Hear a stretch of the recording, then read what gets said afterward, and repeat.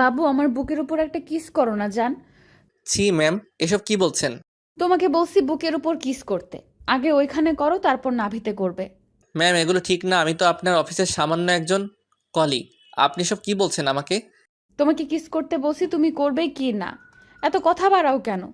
তোমার আদর লাগবে আমার, তুমি করবে কি না বলো। না মানে ম্যাম, আসলে এগুলো তো ঠিক না। আর আপনি এমন করে সবটা খুলে ফেলছেন কেন? আপনি কি উল্টাপাল্টা কিছু করতে চাইছেন? দেখেন, এমন কিছু করবেন না প্লিজ, তাতে আমার সম্মানটা নষ্ট হবে। তুমি বুঝতে পারছো না আমার আদরের নেশা চেপেছে? তুমি যতক্ষণ অবধি আমাকে আদর না করবে ততক্ষণ আমি নিজেকে শান্ত করতে পারবো না। প্লিজ আমাকে একটু আদর করে শান্ত করো ঈশান। ম্যাম, এগুলো তো বিয়ের আগে ঠিক না। আর তাছাড়া আমি সামান্য একজন কলিগ। আপনি আমাকে দিয়ে এগুলো করাবেন কেন? এগুলো তো আপনার বয়ফ্রেন্ড কিংবা বরের থেকে নেবেন। তাহলে আমাকে আদর করতে বলছেন কেন? প্লিজ আপনি এগুলো বন্ধ করেন, না হলে উল্টোপাল্টা কিছু একটা হয়ে যাবে। কারণ আমি তোমাকে চাই, তোমার আদরটা চাই, আমি তোমাকে ভালোবাসি। আর তুমি আমার দিকে একটু ফিরেও তাকাও না, সব সময় কাজের বাহানা দিয়ে দূরে চলে যাও। ম্যাম, যে ভালোবাসাটা ভবিষ্যৎ নেই, আমি সে ভালোবাসাটা নিয়ে ভাবতে চাই না। তাই প্লিজ এরকম কিছু করবেন না, যার জন্য আমি নিজেকে আটকে রাখতে পারবো না। আমি তো চাই তুমি আমার নিজের উপর থেকে কন্ট্রোল হারিয়ে ফেলো আর আমাকে অনেক বেশি আদর করো, এত বেশি ভালোবাসো। প্লিজ একটু কাছে আসো বাবু, দেখো আমার নাভিটা কতটা কিউট। তোমার না এই জায়গাটা অনেক পছন্দ? কতটা হট দেখো এই জায়গাটা। কি বলছেন ম্যাম এসব আপনি? আর এগুলো খুলছেন কেন? প্লিজ শাড়িটা পরে নিন। আপনি এগুলো খুলবেন না, তাহলে কিন্তু অনেক সমস্যা হয়ে যাবে। আমি তোমাকে কাছে আসতে বলেছি, আসো। তুমি আমাকে কাছ থেকে দেখো। যদি তোমার আদর করতে ইচ্ছে না হয় তাহলে তুমি চলে যেও। তুমি আমার ঘাড়ে যদি একটা কিস করে দাও তাহলে আমার অনেক ভালো লাগবে। আসো না জান, একটু কাছে। এমন করছো কেন? ম্যাম, আপনি কেন বুঝতে পারছেন না বিয়ের আগে এগুলো করা ঠিক না? তার উপর আমি তো আপনাকে ভালোবাসি না। আপনি কেন বুঝতে পারছেন না এই ভালোবাসাটা হয় না? আমি খুব ভালো করে জানি তুমি আমাকে কতটা ভালোবাসো, নিজের করে পেতে চাও। এখন পাগলামি না করে আমার কাছে আসো, আমাকে আদর দাও। অনেক বেশি ভালোবাসা লাগবে আমার। তুমি অন্য কারো নয়, শুধু আমার। আমি শুধু তোমাকেই চাই, আর কাউকে নয়। আমি তোমার ভাগটা অন্য কাউকে দিতে পারবো না। তুমি আমার কাছে আসো আর এক্ষুনি আমাকে অনেক আদর করে দিবে, না হলে কিন্তু খুব রাগ করব আমি। ম্যাম, আপনি এসব কি বলছেন? আমি আপনাকে ভালোবাসলাম কবে?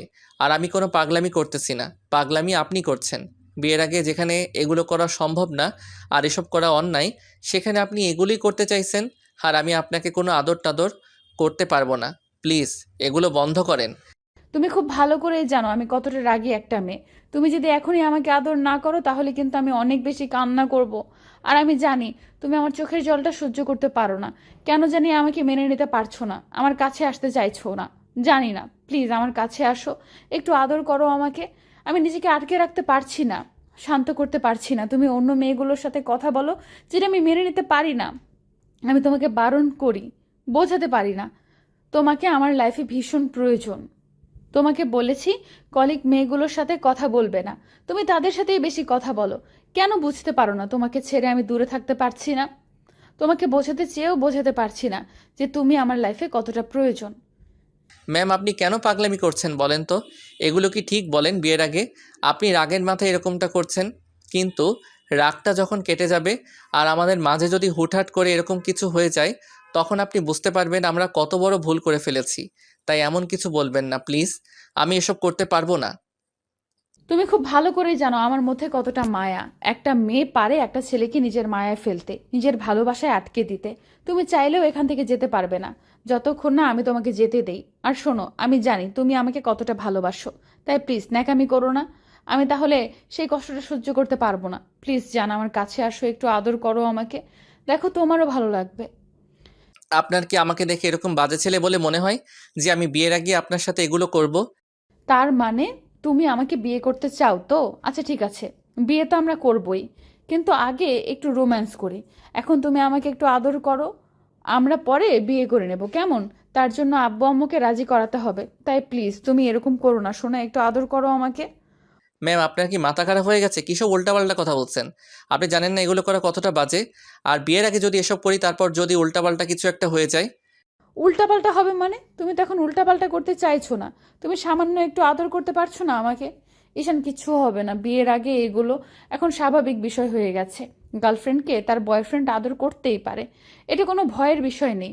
তুমি কাছে আসো, আমাকে অনেক ভালোবাসো। ম্যাম, আমি আপনাকে বোঝাতে পারছি না, এটা করতে গিয়ে যদি হুটহাট করে আপনি প্রেগনেন্ট হয়ে যান তখন কি হবে? যদি প্রেগনেন্ট হইতে হবে, আমি তোমার ভালোবাসাটা আমার ভেতরে নিতে কোনো আপত্তি নেই। আমি তো চাই তোমার বাবুর আম্মু হয়ে যেতে, তোমাকে ভালোবাসতে, তোমাকে কাছে পেতে। তুমি কেন বুঝতে পারো না? ম্যাম, আপনার চিন্তাধারা দেখে আমি অবাক হয়ে যাচ্ছি। বিয়ের আগে প্রেগনেন্ট হওয়া কি একটা মেয়ের জন্য ভালো? আপনি কেন বুঝতে চাইছেন না? এটা কোনোভাবে সম্ভব না। বিয়ের আগে এসব হলে মানুষ কি বলবে? আপনাকে খারাপ বলবে। আর আমার নামে এসব উল্টাপাল্টা কথা জানাজানি হয়ে গেলে সবাই আমাকে ভুল বুঝবে। আপনি কেন বুঝতে চাইছেন না সেটা? বললাম তো আমি তোমাকে বিয়ে করে নেব। আর তুমি যদি বিয়ে না করো, জোরপূর্বক তোমাকে বিয়ে করে নেব। এখন কাছে আসো, আমাকে আদর করতে শুরু করো। যদি না করো তাহলে কিন্তু আমি সত্যিই সুইসাইড করে নিব। আর তুমি আমাকে হারিয়ে ফেলবে। সেটা কি তোমার জন্য ভালো হবে বলো? থাকতে পারবে আমাকে ছাড়া? মায়ার এমন দ্বারা কথাতে ঈশান চুপচাপ দাঁড়িয়ে রইল। তখন মায়ার শাড়ির আঁচলটা উঠিয়ে ঈশানের সামনে এসে দাঁড়ালো। তারপর ওর মুখের দুই পাশে হাত দিয়ে ওকে বুকের সাথে চেপে ধরতে ঈশান নিজেকে ছাড়িয়ে নেওয়ার চেষ্টা করলো। মায়া এবার জোর করে ঈশানের ঠোরজোড়া দখল করে নিতে গেলেই ঈশান ধাক্কা মেরে মায়াকে সরিয়ে দেয়। তারপরেও মায়া ঈশানের কাছে চলে আসার চেষ্টা করলেই তখন ঈশান ওকে দূরে সরিয়ে দিতেই ঠাস ঠাস করে ওর গালে দুইটা থাপ্পড় বসিয়ে দেয় আর বলতে শুরু করে, ম্যাম, আপনার কি কোনো কমন সেন্স বলে কিছু নেই? আপনি বুঝতে পারছেন না বিয়ের আগে এগুলো করা পাপ? তার উপর আপনি কেন বুঝতে চাইছেন না এটা সম্ভব না? যেখানে আপনি কোটিপতির মেয়ে, সেখানে আমি একটা গরিব ছেলে, কি করে হবে আমাদের এই রিলেশন? আপনাকে সেই তখন থেকে বোঝাতেই পারছি না এগুলো সম্ভব না। তারপরও পাগলামি করছেন। প্লিজ এগুলো বন্ধ করেন। আর না হলে আমাকে এখান থেকে চলে যেতে হবে। তুমি আমার গায়ে হাত তুললে? তুমি না আমাকে ভালোবাসো? তাহলে আমাকে মারতে পারলে? হ্যাঁ, পারলাম। কারণ আপনি যে পাগলামিটা করছিলেন, সে পাগলামিটার কোনো মানে হয় না। আপনি নিজেও জানেন এই সম্পর্কটা হয় কখনো সম্ভব না। আমি যদি আপনাকে ভালোবেসে নিজের করেও নেই, তারপরও আপনি আমার কাছে থাকতে পারবেন না। কারণ আপনি সোনার চামচ মুখে দিয়ে জন্ম নিয়েছেন আর আমি একটা গরিব ঘরের ছেলে। আমি কি করে আপনাকে ভালো রাখবো বলতে পারেন? আপনি পারবেন না আমার ওই ভাঙা ঘরে গিয়ে থাকতে। তাই এরকম পাগলামিটা আর কখনো করার চেষ্টা করবেন না। তাহলে আমি এখান থেকে অনেক দূরে চলে যাব। তুমি যদি এরকম কিছু করো তাহলে আমার সুইসাইড করা ছাড়ার কোনো উপায় থাকবে না। আমি তোমাকে প্রচণ্ড পরিমাণে ভালোবাসি, তোমাকে হারিয়ে আমি বেঁচে থাকতে পারবো না। তুমি শুধু আমার ভালোবাসাটাই দেখেছো, কিন্তু রাগটা দেখোনি। আমি 1 সপ্তাহের মধ্যে তোমাকে বিয়ে করে নেব। তুমি আমাকে যতটা আঘাত আজকে করলে না, এর জন্য আমি তোমাকে অনেক শাস্তি দেব, তাও সেটা রোম্যান্টিক। তুমি ভয় পেও না, কারণ আমি তোমাকে প্রচণ্ড পরিমাণে ভালোবাসি। তোমাকে ছাড়া কখনো থাকার কথা কল্পনাও করতে পারি না। ম্যাম, আসলে আপনি পাগল হয়ে গেছেন, না হলে এসব উল্টাপাল্টা কথা বলতেন না। আপনি নিজেও জানেন এটা কখনো সম্ভব না, তারপরও পাগলামি করছেন। আপনাকে আমি বোঝাতে পারতেছি না যে এই সম্পর্কটা হওয়া কখনো সম্ভব না। আমি ভুল যে আপনাকে বোঝাতে আসছি। ঠিক আছে, আমি এখান থেকে চলে যাব। তাহলে তো আপনি ভালো থাকতে পারবেন, সেটাই না হয় হোক। ঈশান, আমি তোমাকে শেষবারের মতন বলে দিচ্ছি, তুমি যদি ভুলেও আমাকে ছেড়ে যাও না, তুমি সত্যি আমাকে হারিয়ে ফেলবে, সারা জীবনের জন্য হারিয়ে ফেলবে। সেটা কি খুব ভালো হবে বলো? ঈশান মায়া ম্যাডামের কথার কোনো জবাব না দিয়ে তাড়াহুড়া করে অফিস থেকে বেরিয়ে গেল। এই ঘটনার পর 2টা দিন ঈশান আর অফিসে আসলো না, যার জন্য মায়া প্রচণ্ড পরিমাণে টেনশন হচ্ছিল। ও ভাবতেই পারছে না ঈশান কেন ওর সাথে এমন করছে। মায়া খুব ভালো করেই জানে ঈশান ওকে কতটা ভালোবাসে, যার জন্য মায়া নিজে থেকে ওর ভালোবাসার ডাকে সাড়া দিয়েছিল। কিন্তু ঈশান ওকে অস্বীকার করছে, কারণ ও ভবিষ্যৎ নিয়ে ভেবেছে। ঈশান জানে যে সম্পর্কটা কখনো সম্ভব না, আর যেখানে ওদের কেউ মেনে নেবে না সেখানে ঈশান সবটা ভেবে মায়াকে দূরে সরিয়ে দেওয়ার চেষ্টা করে। আর মায়া যেন ওকে ভুল বোঝে। তাই যবে থেকে জানতে পেরেছে ম্যাম ওকে ভালোবাসে ঈশানকে, তবে থেকেই ওর সামনে দিয়ে অন্য মেয়েগুলোর সাথে রিলেশনের নাটক করে, যেন মায়া ওকে ভুল বুঝে দূরে সরে যায়। আর আজকেও সেটাই করছিল। তখন মায়া ওকে রুমে ডেকে নেয়, তারপর রুমের দরজাটা আটকে দিয়ে এরকম কিছু বলতে শুরু করে। আর তারপর যেটা হলো সেটা তো আপনারা জানতেই পারলেন। 2টা দিন ঈশান অফিসে আসলো না। ভাবলো এই অফিসে থাকাটা আর ঠিক হবে না, তাতে হয়তো দিন দিন মায়ার পাগলামিটা আরও বেড়ে যাবে। তাই ঈশান অনেক সিদ্ধান্ত নিয়ে একটা রিজাইন লেটার লিখে 2য় দিনের মাথায় অফিসে আসে। তারপর পিয়নকে রিজাইন লেটার দিয়ে সেখান থেকে চলে যায়। একটু পর মায়া যখন অফিসে আসে তখন পিয়ন ওকে লেটারটা দিলেই মায়া লেটারটা পড়ে তখন অনেক বেশি অবাক হয়ে যায়। তারপর বুঝতে পারে ঈশান ওকে দূরে সরিয়ে দেওয়ার জন্য এরকমটা করছে। মায়া ঈশানের এমন কাছে প্রচণ্ড পরিমাণের কষ্ট পায়, যার জন্য কান্না করতে শুরু করে। তারপর সেদিন মায়া কান্না করতে করতে বাসায় গিয়ে রুমের সব কিছু ভাঙচুর করতে শুরু করে। তখন ওর আব্বু আম্মু বিষয়টা জিজ্ঞাসা করলেই মায়া সবটা বলে দেয়। আব্বু আম্মু প্রথমে মানতে চাইছিল না, তখন মায়া বলে, আমি যদি ঈশানকে হারিয়ে ফেলি, আজকের দিনের মধ্যে যদি আমাকে ওর সাথে বিয়ে না দাও, তাহলে আমার থেকে খারাপ আর কেউ হবে না। দেখো, আমি ওকে ছাড়া থাকতে পারবো না। ওকে অনেক বোঝানোর চেষ্টা করেছি, এখন আর তোমাদেরও বোঝানোর চেষ্টা করব না। তোমরা টাকা পয়সা আর সম্মানের কথা ভেবে যদি ওকে আমার থেকে দূরে সরিয়ে দেওয়ার চেষ্টা করো না, তাহলে আমি সুইসাইড করে নেব। এখন তোমরা ঠিক করো আমার বিয়েটা দিবে কি না। মামনি, তুমি পাগলামি করো না, আমি দেখতেছি কি করা যায়। আর তুমি একটু শান্ত হও। তুমি এই বিষয়টা আমাকে আগে বললেই তো আমি বিষয়টা ভেবে দেখতাম। এখন তো বলেছি, এখন তুমি সবটা হ্যান্ডেল করবে। যদি আজকে রাতের মধ্যে আমি ঈশানকে স্বামী হিসেবে না পাই, তাহলে আমি নিজেকে শেষ করে দেব, আর সেটা হবে শুধুমাত্র তোমার জন্য। মায়ের আব্বু তখন ঈশানের বাসায় চলে যায়। তারপর গিয়ে ওর আব্বু আম্মুর সাথে কথা বলে, কিন্তু ঈশান এ বিষয়ে কিচ্ছু জানে না। ঈশান বাসায় আসলে মায়ার আব্বু ঈশানকে জোরপূর্বক কাজী অফিসে নিয়ে যায় কয়েকটা লোকের মাধ্যমে। তারপর কাজী অফিসে আসতেই দেখে মায়া কাজী অফিসে বসে আছে। এমন কিছু দেখে ঈশান অনেকটা ঘাবড়ে যায়। ও গিয়ে মায়ার সামনে দাঁড়াতেই আব্বু আম্মু আর মায়ার আব্বু আম্মু আসে। তখন ঈশান বলতে শুরু করে, আব্বু আম্মু তোমাদের ওরা জোর করে ধরে এনেছে তাই না? ম্যাডাম, আপনি এরকমটা কেন করছেন? জোর করে কি আপনি আমার ভালোবাসাটা পাবেন বলেন? আরও আমার কাছে আপনি অনেক খারাপ হয়ে যাবেন। বাবারে, আমি মায়ার বাবার সাথে কথা বলেছি।